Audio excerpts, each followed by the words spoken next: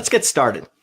My name is Daryl Black, and I'm with Exigent. And my job and our job at Exigent is to help you be a better leader, a better teammate, and ultimately a better responder.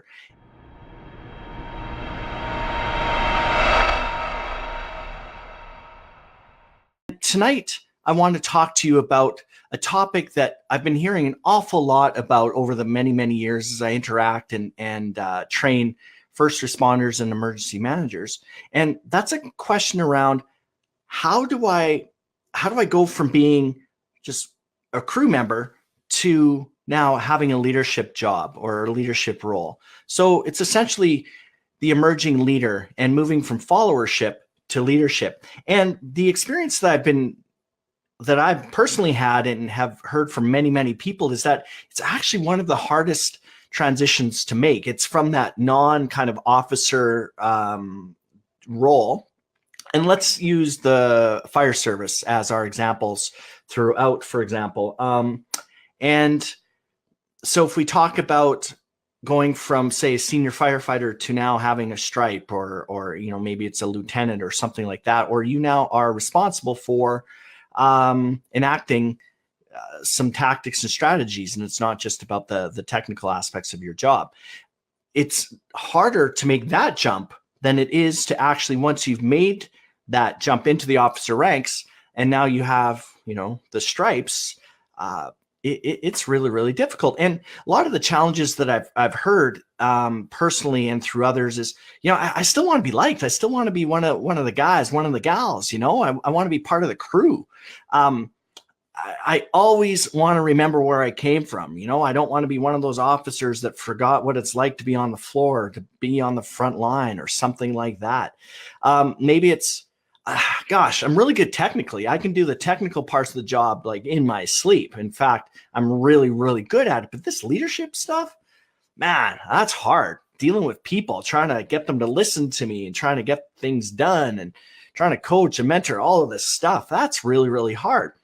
Or I'm in charge now. Thank goodness. Finally, I can do things the way I want to do them.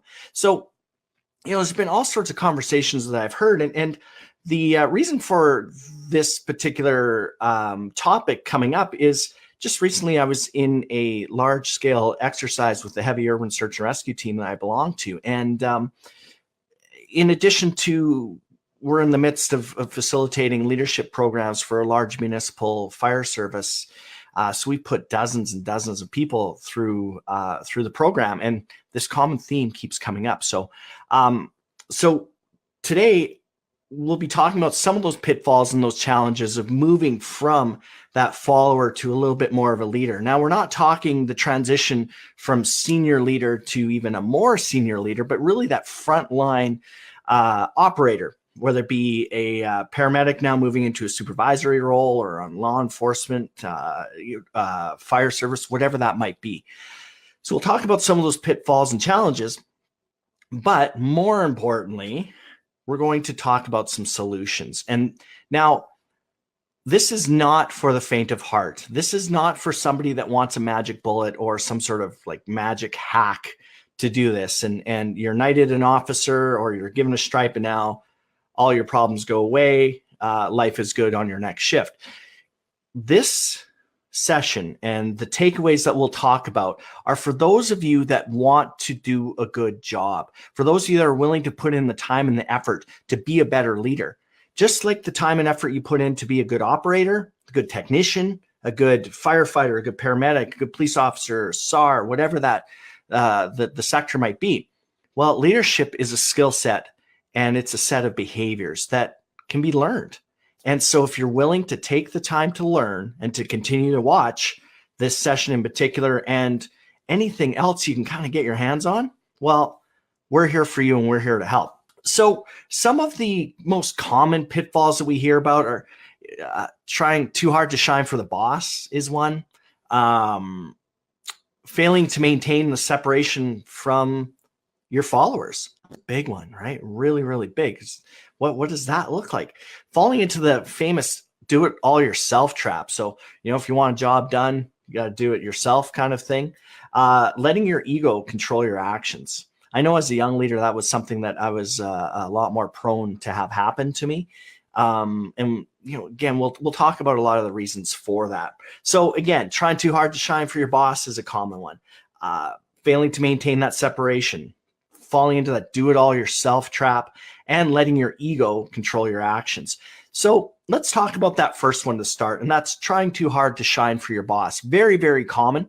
Well, let's face it, you don't want to let your boss down, particularly if it's a boss or an officer that you respect. And you don't want to let them down because they have now bestowed, or they have granted you, or you have been permitted to now become an officer, or at least move up the ranks.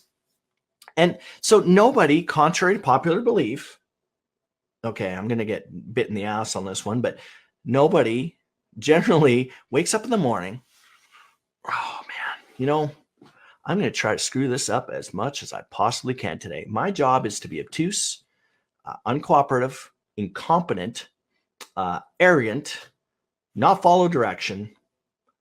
I'm going to be an absolute cancer today. That's my job today. Nobody does that. Nobody does that, including you. So when you take on the roles and responsibilities of leadership, you want to do a good job, right? You don't want to mail it in. You're in emergency services for a particular reason. You want to make a difference. You want to try hard. Maybe it's a calling. It's a passion. So that's a big part of it. You're not going to wake up wanting to screw anybody over. You want to make sure that you do a good job, particularly for those that have granted you the privilege and honor of taking on a little bit more of a leadership role. Now, the second one around failing to maintain some separation from the followers, and why is that such a problem? Well, kind of goes back to the camaraderie of emergency services and emergency management is unlike any other area. The things that we subject ourselves to and what we go through with our team creates a tremendously strong bond, a really strong cohesive unit with our team. And it's hard, like I said, it's hard to describe to other people, but if you're in emergency services, if you're in emergency management, you get it, right? You get it. Well, that bond is the greatest strength, but it's also a big weakness when it comes time to actually try to separate yourself a little bit from the folks that you've just been buddy with. You've been in the front lines, you've been in the trenches with, and it is hard. I get that. And you want to be one of the crew still. And in fact, life is sometimes easier there. The higher up you go through the ranks, sometimes it's like, oh my gosh, you're using, it's not like the shoulders down, it's the head, the shoulders up that is the bigger challenge as an officer. And sometimes it's just not that interesting for folks, but trying to still keep that kind of camaraderie and being one of the crew around the kitchen table or whatever, that's totally common. And that's why it's so difficult. And that's why it's a pitfall to not create separation from your team. It's reality. So give yourself a pass on that one. Now, the third one is falling into do it all yourself trap. A couple reasons for that. One of which you might be really, really stressed. And a stress reaction, a common one, is to actually want to micromanage or get very involved. And kind of by association, you're going to do what you're comfortable doing. And chances are it's not the leadership component, but it's actually going back to your roots, which is that maybe the technical operations of a task, or fixing a piece of equipment, or something like that, something really, really tactical. Plus, keeping in mind that you've moved up, so chances are there's been a bit of a vacuum left, and maybe there's somebody who was in your position, your previous position, now they've moved up, and they are now taking that job on. So they might not be as technically proficient as you. So there's a tendency to be like, oh man, I'll just friggin' do it. And that's very, very normal. And we'll talk about how to combat some of these things here shortly. Now, letting your ego control your actions. Boy, I think this comes along with a lot of insecurity, frankly. I know, a little tough love there, but again, that's normal. You're moving into a job or a task or position that you're not super familiar with. And by that, you're not really, really comfortable with it. So there's a tendency to be a little bit insecure, and that insecurity can manifest or show itself with maybe arrogance, or just this bravado, false bravado, and you're going to be putting up facades like a false front to really hide the fact that you don't want to be vulnerable. So the point is that all the reasons why there are pitfalls in place, they're all completely normal and they're actually human nature. So that's okay, as long as we recognize that it's not an easy transition and there are some particular things that we need to do to actually, get through this, and we can. So, the good news is, as a new leader, you're likely going to get a bit of a honeymoon of support, right? And that's good. That's good news. So you can ride that out a little bit. I don't know if it's going to be a shift or 2 shifts or a month or 2 months, whatever the number is. You're probably going to be given a pass a little bit because you still were one of the folks there, and you still have that kind of bond with your brothers and sisters. It's completely normal. Unfortunately, that honeymoon is going to end. And that's where some of the problems might really start. So an example would be around standards, right? Where maybe a uniform standard or a standard of maybe a standard operating procedure, like maybe it's PPE enforcement, where a lot of times, you know what? Don't worry about your iPro, dude. Like, hazard's not a big deal right now. Boss isn't looking. F it, right? Well, now you become an officer or more senior, and now suddenly that standard that you previously ignored now becomes enforceable, where now you have a fiduciary responsibility. You need to enforce the standard. Well, that's going to become a little bit of a problem because the perception is like, oh, great, now you're a freaking hypocrite. Or worse, you're one of them. You've drank the Kool-Aid. We still have Kool-Aid, I think. I don't know. But if we do, you drank the Kool-Aid or whatever it might be. So, and you may also, one of the challenges is that some of the expectations may not have been really clearly met or expressed to you. And we'll talk a lot about expectation setting in future topics. So ultimately, what are some takeaways here? We talked a lot about the pitfalls and the challenges. Well, how about some solutions? The first one is a big one. Actually, they're all big, and I'm going to give you 5 of them. First one is judge against the standard and not the person. So if there is some sort of a violation or there's an error or something like that, it's about the what and not about the who. Separate who did it from the what they did. And that will do a whole bunch of things. One, that provides some consistency, because one of the dangers of trying to please some of the people all the time, whatever that analogy is, but trying to be one of the guys, one of the gals, is the danger that you're going to be favoring people, or even the perception that you're going to favor them. So be fair across the board. Look at what is the standard and hold that person accountable to the standard, regardless of who they are. So that way there's that consistent and predictable approach. And you know what? People will respect that. Now, here's the thing. Your best buddies, they're not necessarily going to like it, but deep down, they're going to respect it. And if they are true friends, if they are true teammates, if they truly understand the dynamics of your service, they'll know that you're doing it because you have to, provided, well, we're going to get to number 5, all right, which is actually probably the biggest one. So stay tuned for that one. Now, don't be afraid to make a mistake and try new things. You are absolutely allowed to make mistakes. Absolutely. You are human. And leadership is hard. And the reason it's hard is because you're dealing with some of the most complex variables known to man in man themselves. The complexities, the variables, the emotions, the personalities, the filtering, the stress management. The list goes on and on and on. So leadership is friggin' hard. So try something. Maybe it's going to work out. Maybe it won't. But be deliberate. After action it. Think about it. And maybe improve next time. That is a continuous journey that you have to be committed to undertake. So judge against the standard. Don't be afraid to make mistakes. Third one is don't let your ego guide you. It's so easy to say, right? I'm sitting here in the comfort of my own home. I'm not on the fire ground. I'm not in the back of an ambulance, whatever that is. And ego is needed in emergency services. If I'm a member of the public, and let's say I'm waiting to get cut out of a vehicle, the last thing I want, the last thing is I'm like waiting to die. fire shows up, police show up, EMS shows up. The last thing I want is medic to be, oh, whew, wow, oh, this is a doozy. Hey, Rook, do you have the manual on this one? Because I'm hooped. I'm at a loss on this one. I'm just guessing here. Right? We don't want that. And we don't want that in ourselves. We don't want the public to have that perception.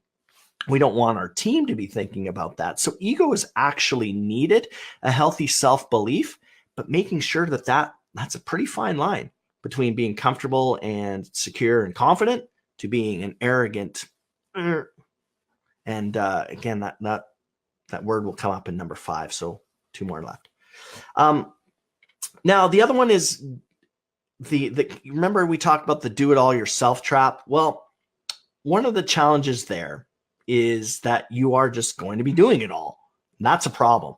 So you are now no longer engaged in maybe the more strategic, more higher level, for lack of a better word, of whatever that task or that operation might be, because you're kind of too far in the weeds. That's a problem.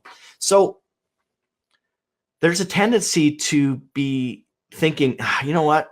I'll do this. I'll just do it myself.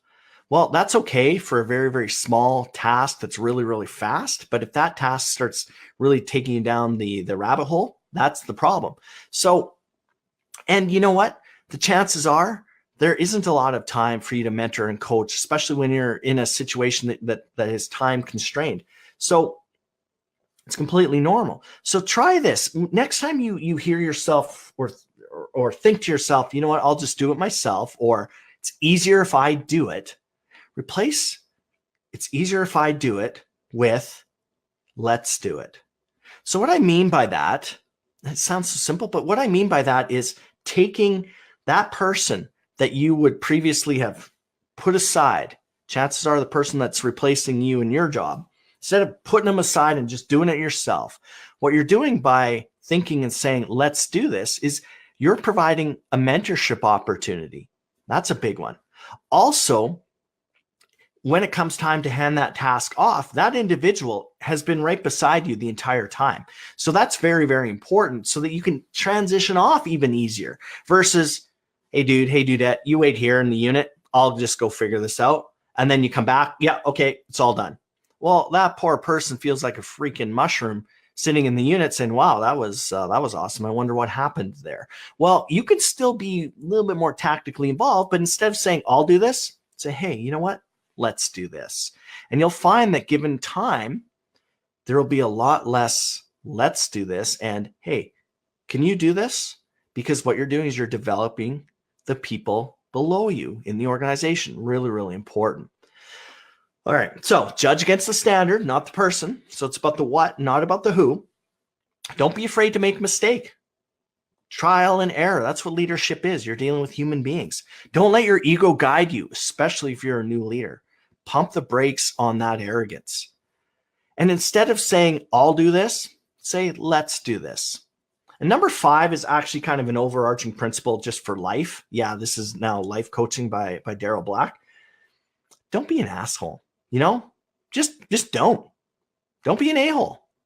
Now, I don't know exactly what that means all the time, but at the end of the day, treat people with respect, treat them with dignity, help them out wherever you can, making sure that they're getting what they want. Don't be arrogant. Listen to them. Talk to them like they're a human being and they're an equal, not condescending, right? Give them the time of day. And if you're just guided by that, maybe I should have led with that one.